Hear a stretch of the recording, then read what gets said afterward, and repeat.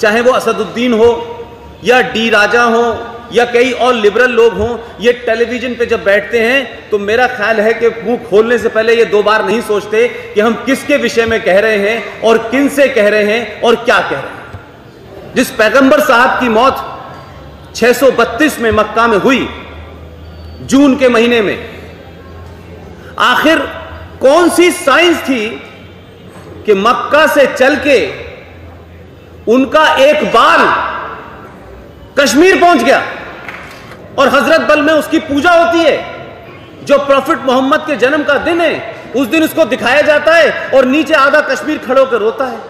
मोहम्मद साहब ने कितनी शादियां की थी ये मैं नहीं कह रहा, जो रिकॉर्ड बताता है, जो इस्लाम बताता है, जो कुरान बताता है, जो हदीस बताती है, जो शरिया बताता है। किसी को पता है आप में से कि उन्होंने कितनी शादियां की थी?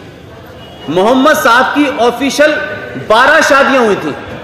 उस 12 शादियों में जो सबसे कम उम्र की शादी जिस लड़की से उन्होंने की, उसकी उम्र थी 7 साल, 7 ईयर्स। उस वक्त खुद मोहम्मद साहब की उम्र जो थी वो 54 साल थी। हेलो दोस्तों, जफर याब जिलानी सुप्रीम कोर्ट में भगवान राम के जन्म की तिथि पूछता है। मनमोहन सरकार शपथ पत्र दाखिल करती है कि राम काल्पनिक पात्र थे, मिथक हैं। आप पर सवाल उठाए जाते हैं और आप निरुत्तर हो जाते हैं क्योंकि आप सच जानते ही नहीं। अगर आप मजहबी लोगों के चेहरे से नकाब नोच कर फेंकेंगे यानी सवाल उठाएंगे तो हो सकता है फतवा भी जारी कर दें।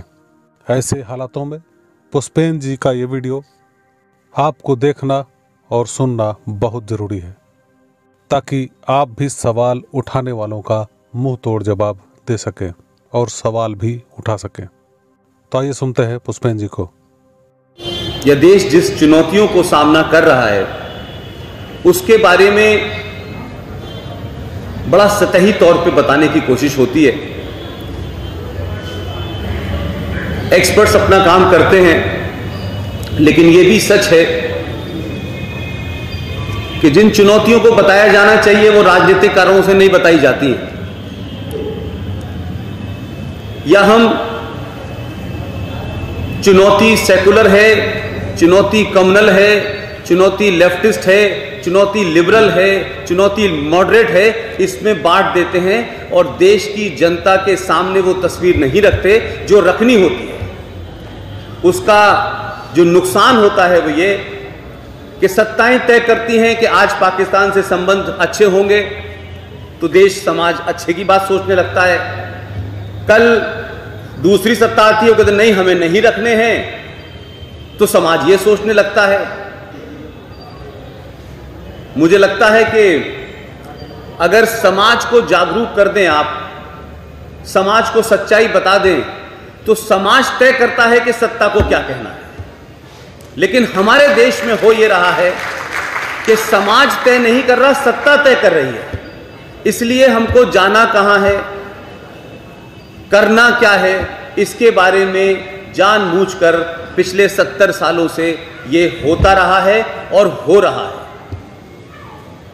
हम कोई नई बात आपके सामने नहीं कह रहे, लेकिन हाँ ये जरूर है कि हम अपनी चिंताओं को व्यक्त करते वक्त ये जरूर ख्याल, कम से कम जो लोग मुझे थोड़ा बहुत भी जानते हैं, मैं इस किस्म की किसी मुनाफकत में, किसी मक्कारी में साथ नहीं खड़ा होता। किसको बुरा लगेगा, किसको अच्छा लगेगा, लेकिन मैं वही कहूंगा जो देश के लिए अच्छा होगा। हमारे यहाँ अभी रिसेंटली, मैं अपनी बात को इसलिए कहना चाहता हूं कि आप वहां से शुरू करूं तो मेरी बात ज्यादा बेहतर समझ में आएगी। अभी टेलीविजन पे 2-3 डिबेट चल रही हैं, आप में से तमाम सारे लोगों ने देखा होगा। एक डिबेट चल रही है कि भारत और श्रीलंका के बीच एक समुद्र के अंदर एक पुल है जिसका नाम है राम सेतु। मेरा ख्याल है सबने सुना होगा। और एक हमारे देश के विद्वान जजों की एक संस्था है, नेशनल ग्रीन ट्राइब्यूनल, NGT, उन्होंने कल एक फैसला दिया है और वो फैसला यह है कि देश के करोड़ों हिंदू अमरनाथ की यात्रा करने जब जाते हैं और यात्रा के दरमियान वो जो जिस तरीके से जय जय करते हैं महादेव की, भजन कीर्तन करते हैं, उस सुप्रीम कोर्ट के 5 पुराने जजों की जो संस्था है, जो 2009 में उसका ड्राफ्ट बिल पेश हुआ और 2010 में वो संस्था बनी, उसके चेयरमैन हैं पूर्व जस्टिस स्वतंत्र कुमार जी। उन्होंने फैसला दिया है कि इन तमाम भजन कीर्तन और जय घोष से जो है इकोलॉजी को बड़ा नुकसान हो रहा है, तो इसे तत्काल प्रभाव से रोक दिया जाए। मैं ये बात, दोनों बातों का जिक्र मैंने इसलिए किया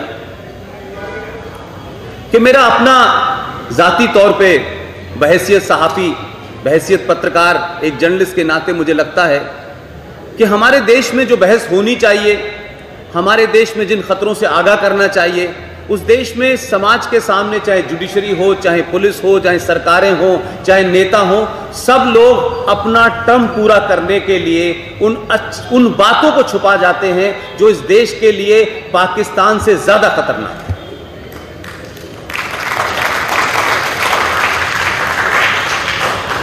और सवाल सबसे बड़ा यह है कि आप टेलीविजन की डिबेट में कम्युनिस्ट पार्टी का चाहे मोहम्मद सलीम हो, समाजवादी पार्टी का चाहे वकास हो, all India Muslim persona MIM जो है, मजलिस इत्तेहादुल मुस्लिमीन जो पार्टी है हैदराबाद की, चाहे वो असदुद्दीन हो या डी राजा हो या कई और लिबरल लोग हों, ये टेलीविजन पे जब बैठते हैं तो मेरा ख्याल है कि मुंह खोलने से पहले ये 2 बार नहीं सोचते कि हम किसके विषय में कह रहे हैं और किन से कह रहे हैं और क्या कह रहे हैं। मैं टेलीविजन की डिबेट में हिस्सा नहीं लेता, लेकिन 2 दिन से डिबेट चल रही है कि जो राम सेतु है ये कोई भगवान ने नहीं बनाया, ये सब बकवास है। और बड़ी ताकत के साथ लोग टेलीविजन पर बैठ के ये कहने की हिम्मत जुटाते हैं कि भगवान राम, कांग्रेस पार्टी ने, आपको याद पता होगा कि कुछ दिन पहले सुप्रीम कोर्ट में एक एफिडेविट दिया कि राम तो एग्जिस्ट ही नहीं करते, वो एक मिथ है, राम है नहीं। और अभी गुजरात के इलेक्शन में उसके अध्यक्ष को याद दिला दिया कि राम है, अब वो कह रहे राम है। तो राम सेतु पे बहस के दरमियान में जो लोग कहते हैं कि साइंस का दौर है और साइंस से चीजें तय होनी चाहिए और सारी चीजें हैं, अब इस तरीके की हाइपोथेटिकल बातें नहीं करनी चाहिए। अगर डी राजा करें, सीताराम येचुरी करें, प्रकाश कारात करें तो कुछ हद तक समझ में भी आता है, लेकिन अगर कम्युनिस्ट पार्टी के मोहम्मद सलीम करेंगे, असदुद्दीन करेंगे, सैयद वकास करेंगे, तो मैं उन तमाम लोगों से यह जरूर पूछना चाहता हूं कि अगर राम सेतु हवा में है, राम सेतु झूठ है, राम सेतु की प्रमाणिकता के लिए उसको साइंस के मापदंडों पे आप तय करना चाहते हैं, तो मैं भी थोड़ी देर के लिए उन लोगों से यह पूछना चाहता हूं कि भाई, इस्लाम के पैगंबर मोहम्मद साहब जो मदीना में पैदा हुए, 632 में मक्का में उनका देहांत हुआ, और इस्लाम मूर्ति पूजा, किसी किस्म की पूजा, किसी तस्वीर, किसी मकबरे, किसी पीर मदीर की मज़ारों के खिलाफ रहा है। उनके दौर में उनकी हिदायतों को देखें, शरिया को देखें, हदीस को देखें, कुरान को देखें, तो इसका जिक्र नहीं आता है कहीं भी। लेकिन वो तमाम सारे लोग जो राम सेतु पे सवाल उठा रहे हैं, अगर वो मेरी बात का जवाब दे दें तो मैं ये मान लूंगा कि राम सेतु भी एक झूठ है। जिस पैगंबर साहब की मौत 632 में मक्का में हुई, जून के महीने में, आखिर कौन सी साइंस थी कि मक्का से चल के उनका एक बाल कश्मीर पहुंच गया? वो कौन सी साइंस थी भाई? और कश्मीर में हजरत बल का नाम जगह सुना है आपने? एक हजरत बल जगह है, उस स्ट्रक्चर, ये जो बिल्डिंग बनी हुई है उसकी लंबाई है 128 मीटर, 38 मीटर वो चौड़ी है।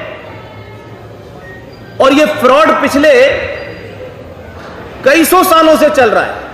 लेकिन इस पे सवाल अगर पुष्पेंद्र पूछेंगे तो पुष्पेंद्र कम्युनल हैं, एंटी मुस्लिम हैं, एंटी इस्लामिक हैं, इनको सवाल नहीं पूछना चाहिए कि कौन सी साइंस ने यह बताया कि मोहम्मद साहब के जिस्म का बाल जो 632 में जिनकी मृत्यु हुई हो, वो रेगिस्तान से कौन सी अल्लाह मियां की वो हवा चली थी कि उस हवा में वो बाल उड़ा और कश्मीर में आके बस गया। और कश्मीर के दानिश्वर लोगों ने और कश्मीर के तमाम बड़े बड़े लोगों ने, जिनकी इतनी लंबी लंबी दाढ़ियां हैं कि इंची टेप छोटा पड़ जाएगा, आप उनसे पूछिए भाई कि आपने इस बाल को वहां रख लिया और उसको कहते हैं मुए मुकद्दस, और हजरत बल में उसकी पूजा होती है।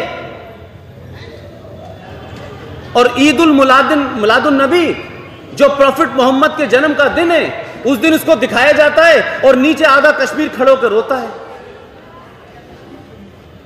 इस्लाम तो मूर्ति पूजा के खिलाफ है, इस्लाम तो तस्वीर के भी खिलाफ है, इस्लाम में तस्वीर होती नहीं है। प्रॉफिट साहब ने तमाम अपनी जितनी भी उनकी सेइंग है उस सब में उन्होंने मना किया है। अगर उनकी तस्वीर होती तो डेनमार्क में कोई कार्टून बना देता तो अलीगढ़ के अंदर और दिल्ली के अंदर आग न लगती। तो सवाल यह है कि जो लोग चार्ली हेब्दो के अंदर, एक अखबार के अंदर कुछ लोगों ने ह्यूमर में एक कार्टून छापा और कहा ये मोहम्मद साहब हैं, उनके मानने वालों ने उस अखबार के ऑफिस में घुस के पूरे स्टाफ को कत्ल कर दिया। वो लोग हजरत बल के अंदर क्या करने जाते हैं? ये हजरत बल क्या है? ये फ्रॉड हिंदुस्तान में कैसे हो रहा है कि एक जगह तो इस्लाम दूसरा है और दूसरी जगह तीसरा इस्लाम है। अगर सुविधा है तो पांचवा इस्लाम है। अगर आपकी सुविधा होती है तो अजमेर शरीफ में इस्लाम नजर आता है, आपको ख्वाजा मोहम्मद चिश्ती में नजर आता है, आपको निजामुद्दीन में नजर आता है, और फिर आप कहते हैं कि इस्लाम तो किसी की पूजा नहीं करता।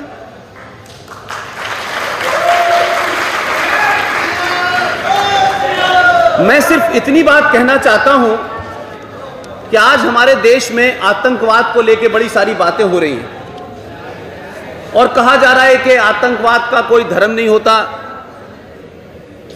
मैं इसे बड़ा मक्कारी और उर्दू में कहते हैं मुनाफकत का शब्द मानता हूं, और यह धड़ल्ले से झूठ बोला जाता है। मैंने अपने पिछले विजिट में भी इस बारे में कहा, अगर आतंक की कोई घटना मानव के इतिहास में देखने को मिलती है, आज भी जो आतंकवाद हो रहा है वो सत्ता प्राप्ति के लिए हो रहा है, चाहे वो धार्मिक सत्ता हो चाहे राजनीतिक सत्ता हो। लेकिन जो लोग सुबह से शाम तक हदीस का, कुरान का हवाला देकर के ये कहते हैं कि Islam is a religion of piece,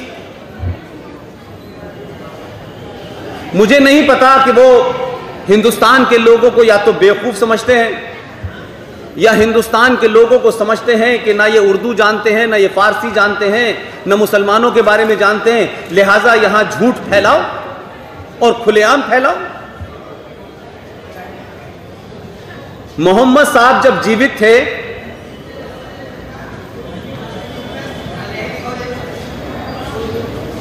तो उनकी शादियों के बारे में कई चर्चा होती है। हमारे यहां देखिए, कुछ चीजों को समझने के लिए आप एकेडमिक समझें उसको सांप्रदायिकता या हिंदू मुस्लिम में भी ना समझें। एक वजह यह भी है कि हम नहीं पढ़ते हैं, जिसका फायदा दूसरे लोग उठाते हैं।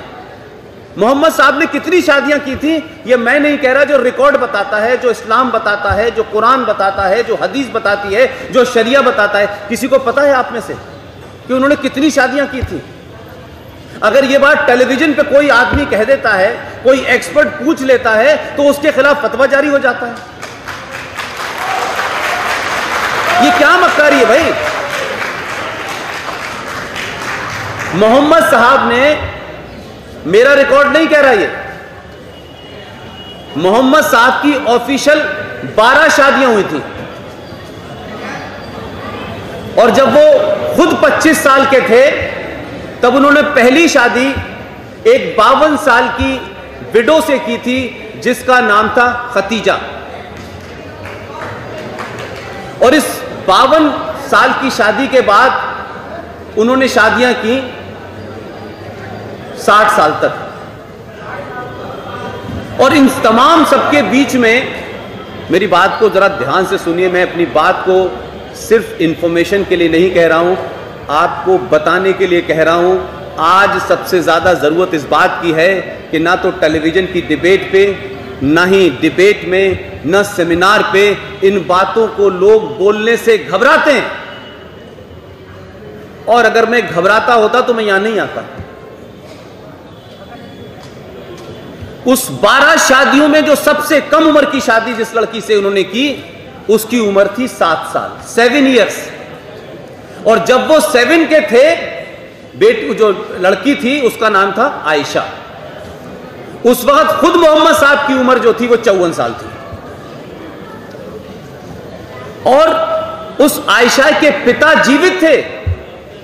तो जब आप डिबेट करते हैं तो तर्क यह दिया जाता है कि ये जो ज्यादा शादी करने का जो कंसेप्ट था वो इसलिए था कि उस जमाने बड़ी जंगें हो रही थी, बड़ी लड़ाइयां हो रही थी, तो जवान जवान लड़कियां जो हैं वो विधवा हो जाती थी, उससे उनकी जिंदगी खराब होती थी, उनकी इज्जत पे मामला होता था, सोसाइटी में कहीं हालात खराब ना हो जाएं, इसलिए उनको प्रोटेक्शन देने के लिए शादी की जाती थी ताकि उनका प्रोटेक्शन हो जाए, सोसाइटी में प्रोटेक्शन हो जाए, इकोनॉमिक प्रोटेक्शन हो जाए। तो ये तर्क भी मुझे समझ में आता था कुछ हद तक।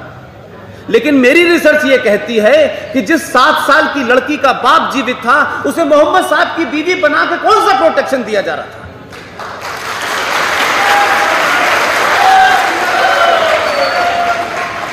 और कमाल की बात देखिए, राजनीति में आज हम बहुत सारी बातें सुनते हैं जो किसी मंच पे नहीं कही जाती,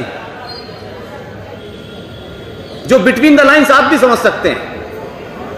मोहम्मद साहब के जो सबसे नजदीक और सबसे उनके प्यारे, जिनको वो चाहते थे और जिनके बराबर बातें में कहते थे कि मेरे बाद अगर खलीफा बनने का, जिसमें रूहानी ताकत है, जिसमें स्पिरिचुअल ताकत है, उसका नाम है अली। उसको लेकर के वो घूमते थे, जगह जगह कहते थे। लेकिन कमाल देखिए आज की राजनीति के परिप्रेक्ष्य में, जब मैं जो घटना बता रहा हूं आपको 632 से पहले की, तो आपको लगेगा कुछ बदला नहीं है। जिस दिन उनका स्वर्गवास हुआ या वो जन्नत नशीन हुए, उस दिन उनकी डेड बॉडी जब गई तो आप यकीन कीजिए, उस वक्त सोचिए और आज जरा ध्यान दीजिए कि मक्का जैसे रेगिस्तान में जून में उनकी डेथ हुई। 18 घंटे तक डेड बॉडी इसलिए रखी रही कि जो लोग उनको 7-8 लोग कंधा लेके लेने गए थे, उसमें इस बात के लिए झगड़ा था कि अब खलीफा कौन बनेगा, और खलीफा के लिए झगड़ा हुआ। तो सवाल यह हुआ कि तुम बनो तुम बनो तुम बनो, तो इस घंटे में 16-17 घंटे उनकी बॉडी उस गर्मी में डिके होने लगी। और यह हुआ कि अगर हम 7-8 लोगों ने मिलकर यह तय नहीं किया तो जब खबर जाएगी तो मुश्किल हो जाएगी। तो आप समझिए किसको कौन इस्लाम में पहला कौन खलीफा बना, आप जानते हैं नाम उनका? हाँ या ना में बताइए, नहीं जानते। जो आयशा के अब्बा थे अबू बकर, जो आयशा के अब्बा थे, जो मोहम्मद साहब के ससुर थे, उनको पहला खलीफा बनाया गया। अब अगर मैं इसको यह कहूं, जो बहुत डेरोगेटरी हो सकता है, कुछ लोग उसको समझे, क्या खलीफा बनने के लिए शादी की थी अपनी लड़की की? मेरा कहना यह है कि अब मैं दूसरे स्टेप पे आता हूं। उस वक्त की हिस्ट्री को उठा के देखिए। जो लोग आज बगदादी को लेकर के परेशान हैं, जो लोग आईएस को लेकर परेशान हैं, जो जैशे मोहम्मद को लेकर परेशान हैं, जो लश्कर तोयबा को लेकर परेशान हैं, जो इंडियन मुजाहिदीन को लेकर परेशान हैं, जो दुख्तराने मिल्लत नाम की ऑर्गेनाइजेशन से परेशान हैं, वो सोचते हैं ये कैसे हो गया। मैं कहता हूं कि आपने हिस्ट्री नहीं पढ़ी है, आपने उस सब्जेक्ट को नहीं जाना है। यही वजह है कि आप आज सही कंक्लूजन पे नहीं पहुंच रहे। आपको याद होगा टेलीविजन पे एक काले रंग का झंडा लेकर के कुछ लोग आते हैं टेलीविजन पे, ISIS के लोग, उनके हाथ में एक झंडा होता है। उस काले रंग के झंडे पे क्या लिखा होता है, जिसको हम कहते हैं बगदादी की जो ऑर्गेनाइजेशन है वो उस झंडे को लेके चलती है, उस काले झंडे के ऊपर लिखा होता है ला इलाहा इल्लल्लाह, और गोल सा सर्किल बना होता है, गोल सा सर्किल, उसमें होता है अल्लाह रसूल मोहम्मद। अब आप मुझे बताइए, जो मजहब, जिस मजहब के मानने वाले अल्लाह, रसूल और कुरान शरीफ के पहला कलमा कुरान शरीफ में जो लिखा है उसे मैं पढ़ देता हूं और आपको मतलब भी बता देता हूं। पहला कलमा तैयब तैयबन पाक ला इलाहा इल्लल्लाह मोहम्मद रसूलुल्लाह।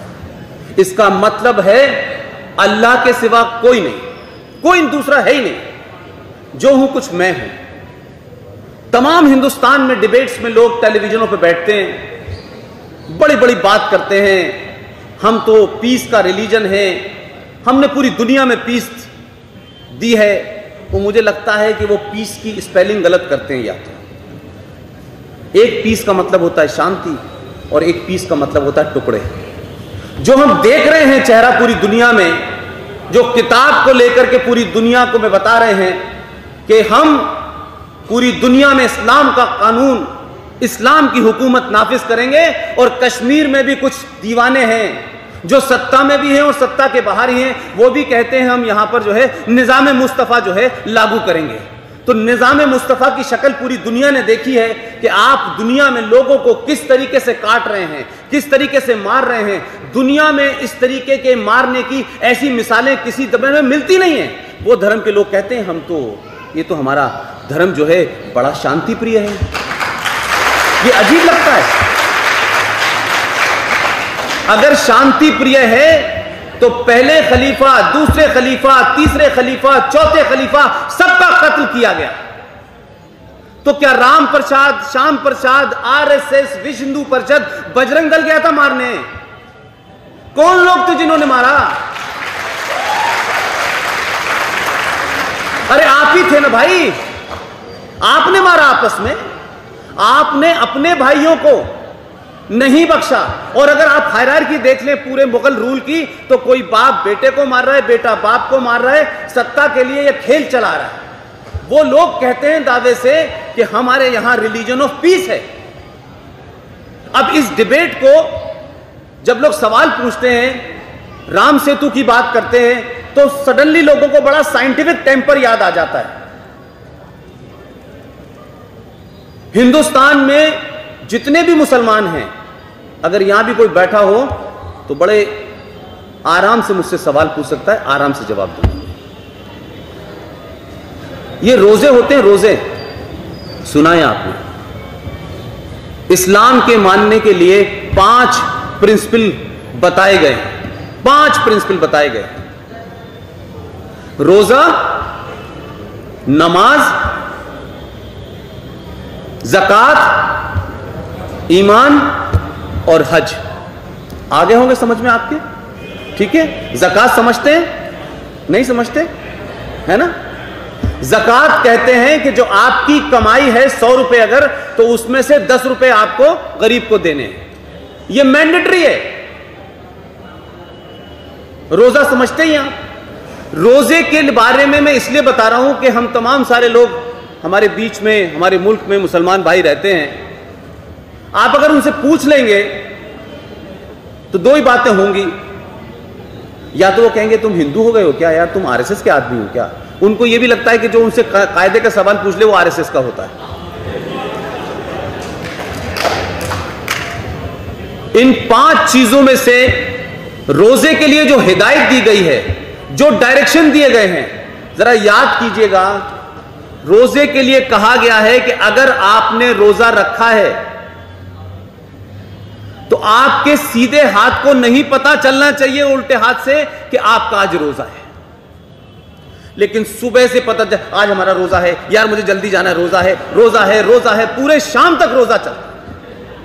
आप रोजे के बारे में कहा गया है कि अगर आप ये बताएं किसी को कि मेरा रोजा है, तो रोजा मकरू हो जाता है, टूट जाता है।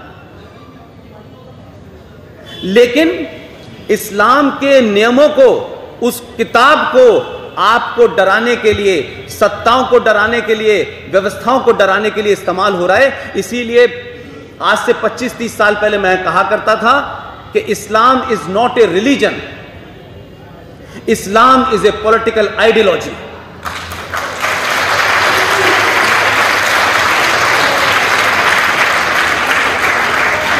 अगर आप इस्लाम के मानने वाले हैं, हमारी बात छोड़ दीजिए, हमारी बात छोड़ दीजिए भाई, हम तो हिंदू जैसे ऊपर वाले ने भेजा था, जिस फ्रेम में भेजा था उसी फ्रेम में जाते हैं, वापस उसी फ्रेम में चले जाते हैं। हमने कभी अल्लाह मियां और भगवान की बनाई इस पूरी, उसके ऊपर कभी शक नहीं किया कि उसको अकल नहीं थी ऊपर वाले को कि हमारी आंख यहां की जगह यहां लगा देता, सर की जगह कुछ और कर देता। उसने जो कुछ बनाया है कुछ सोच के बनाया होगा।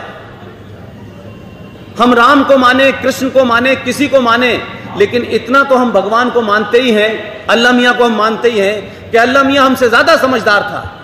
हमें जैसा भेजा था, बगैर हमने जिस्म की छेड़छाड़ की, हम वैसे ही चले जाते हैं। लेकिन जितने भी धर्म हैं, जितनी भी आपकी सिविलाइजेशंस हैं, आप देखिए, हिंदू होने के लिए आपको कोई संस्कार की जरूरत है क्या? आप पैदा हो गए, आपको पेड़ को पूजना है, पेड़ को पूजिए, आपको नहीं पूजना मत पूजिए, नास्तिक रहिए, आस्तिक रहिए, आप सनातनी होइए, मत सनातनी होइए, जो दिल चाहे आप करिए। लेकिन बाकी सारे धर्मों की समस्या यह है कि अल्लाह मियां ने तुम्हें ठीक ठाक भेजा था, यहां आने के बाद लगता है कि जब तक वो एक पैक नहीं पिएंगे तो क्रिश्चियन नहीं होंगे, यहां कोई खास किस्म की अपने जिस्म के साथ छेड़छाड़ नहीं करेंगे तो मुसलमान नहीं होंगे। तो आपने अजीबोगरीब किस्म का इस्लाम बनाया और आप तो खुद ही अल्लाह पे यकीन नहीं करते भाई। अगर अल्लाह पे यकीन होता तो वो जैसा भेजा था वैसे ही जाते भाई आप। तो मैं जो आपको समझाना चाह रहा हूं, जो मैं कहना चाह रहा हूं, कि जो लोग साइंटिफिक टेम्पर की बात कर रहे हैं, राम सेतु के खिलाफ बोल रहे हैं, जो लोग इस वक्त बात कर रहे हैं कि साहब हर हर महादेव के नारे नहीं लगने चाहिए, इकोलॉजी खराब हो जाएगी, क्या इस कोर्ट से, क्या इस एनजीटी से, क्या इस देश के किसी इंस्टीट्यूशन ने यह भी पूछा है कि 632 में जो इस्लाम एवॉल्व हुआ और आज से मात्र 100 साल पहले लाउड स्पीकर का आविष्कार हुआ, तो मोहम्मद साहब ने तो लाउड स्पीकर इस्तेमाल नहीं किया था अजान देते वक्त, क्योंकि लाउड स्पीकर था नहीं। लेकिन अब कहते हैं कि लाउड स्पीकर पे अजान देंगे क्योंकि ये इस्लाम का हिस्सा है। भाई तुम्हारा इस्लाम का हिस्सा नहीं है, तुम्हारी पॉलिटिक्स का हिस्सा है। इस्लाम में मस्जिद जो है वो धर्म का हिस्सा नहीं है, ये गलतफहमी दिमाग से निकाल दीजिएगा। इस्लाम में मस्जिद का कोई धार्मिक कंसेप्ट नहीं है। इसीलिए इस्लाम में कहा गया है कि सड़क पे हो, चौराहे पे हो, दुकान पे हो, घर पे हो, सफर में हो, कहीं भी हो, किसी जगह भी हो, उसे जानमाज कहते हैं। एक छोटा सा कारपेट का टुकड़ा होता है, उसको बिछाइए, काबे की तरफ मुंह करिए और खत्म, नमाज पूरी। मस्जिद नमाज पढ़ने की जगह है, अल्लाह मियां का घर नहीं है। लेकिन टेलीविजन पे छोटे भाई का पजामा, बड़े भाई का कुर्ता पहने हुए मौलवी बहुत आते हैं और चिल्ला चिल्ला के कहते हैं ये अल्लाह का घर है। ये अल्लाह का घर नहीं है। पूरे सऊदी अरब से लेकर इस्लामिक वर्ल्ड में मस्जिदें बनती हैं और सड़क चौड़ी करने के लिए, होटल बनाने के लिए तोड़ दी जाती है। ये मैं नहीं कह रहा, ये इस्लामिक पॉइंट ऑफ व्यू बता रहा हूं मैं आपको। लेकिन यहां पे समस्या यह है कि पूरे भारत में जो मुसलमान आपको देखने को मिलता है या जो हमारे बीच में रहता है, हमारे भी मित्र हैं, उनमें से किसी का डीएनए मुझे नहीं मिला अभी तक, और कोई ये दावा भी नहीं कर रहा कि उसके बाप दादा दादा के दादा किसी का भी रिश्ता उज्बेकिस्तान से आने वाले बाबर से और उसकी मां जो मंगोल की थी उससे था। लेकिन इसके बावजूद भी हिंदुओं से चिढ़ और मुगलों की सत्ता जाने के बाद लोगों को लगता है कि इस देश में हिंदू अंग्रेजों का गुलाम था, मुगलों का गुलाम था, इनकी औरतों की हमने इज्जत लूटी है, ये आज हमारे ऊपर राज कैसे कर सकता है। तो वो उसको कैसे उसके अंदर कुंठा पीड़ित करें, कैसे उसके अंदर उसको नीचा दिखाएं। तो इन सब ने उज्बेकिस्तान से आने वाले बाबर से अपना रिश्ता जोड़ लिया है और इसी देश की सभ्यता से जुड़े, जिसको मोहम्मद इकबाल ने कहा कि इमाम हिंद है राम, उससे रिश्ता नहीं जोड़ना चाहते। इसलिए बाबरी मस्जिद का इशू होगा तो कहेंगे कि यह मस्जिद शहीद हुई है, बनेगी। वो ये बताने से भूल जाते हैं कि कुरान मजीद में साफ साफ लिखा हुआ है कि अगर किसी इबादत गाह, जहां तुम नमाज पढ़ते हो, अगर तुम नमाज यहां भी पढ़ रहे हो और यहां किसी को एतराज है इस बात का कि भाई यहां नमाज मत पढ़ो, आप उधर पढ़ लीजिए, और अगर विवादास्पद जगह पे नमाज पढ़ी तो वो नमाज हराम है। इसलिए मैंने कहा बाबरी मस्जिद का मामला हो, मथुरा का मामला हो, काशी का मामला हो, ये पॉलिटिकल इशू है मुसलमानों के लिए, लेकिन इस्लाम का रंग देकर के वो हिंदुओं से लड़ना चाहते हैं। इसलिए बाबर के सेनापति मीर बाकी की बनाई हुई उस मस्जिद जिस पे राम का एक टेंपल हुआ करता था, राम की जन्मस्थली हुआ करती थी, उस पे कोर्ट में भी जा रहे हैं। और कमाल की बात यह है कि उत्तर प्रदेश में एक दर्जा प्राप्त मंत्री, मेरे अलीगढ़ यूनिवर्सिटी का सीनियर जफरयाब जिलानी, कोर्ट में बहस करते करते जब ये कहता है तो मुझे बड़ा अफसोस ये होता है कि इस देश का हिंदू जो है वो कम से कम तर्क का जवाब तर्क से तो दे सकता है भाई। वो कोर्ट में खड़े होकर के चैलेंज के साथ कहता है भगवान राम यहां पैदा हुए थे, उनका डेट ऑफ बर्थ सर्टिफिकेट लाओ। किसी ने नहीं पूछा। अगर कोई पूछ लेता कि हमारे पास तो डेट ऑफ बर्थ सर्टिफिकेट है, हम बिलीव करते हैं इसलिए है, लेकिन भाई 12 शादियों का मैरिज सर्टिफिकेट भी तो हमें कहां हुई थी।